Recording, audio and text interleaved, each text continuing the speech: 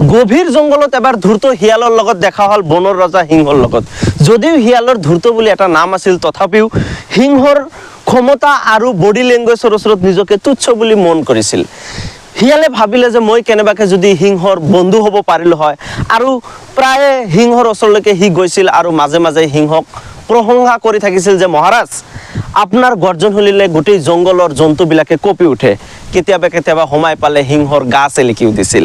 এনেকৈ নিজকে শিয়ালেও ক্ষমতাশীল বুলি ভাবিব ধৰিলে। কিন্তু আচল ঘটনাটো সিদিনাখন ঘটিল, যিদিনাখন বনৰ ৰজা সিংহই জংঘলত কোনো ধৰণৰ চিকাৰ নাপালে।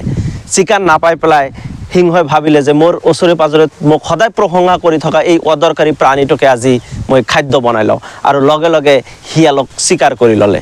এতিয়া মৰেল অফ দ্য ষ্টৰী কি জানে? আমাৰ মাজত এনেকুৱা কিছুমান ব্যক্তি আছে যিসকলে ক্ষমতাশীল ব্যক্তিৰ ওচৰত থাকি নিজকে প্ৰকৃততে ক্ষমতাশীল বুলি ভাবে।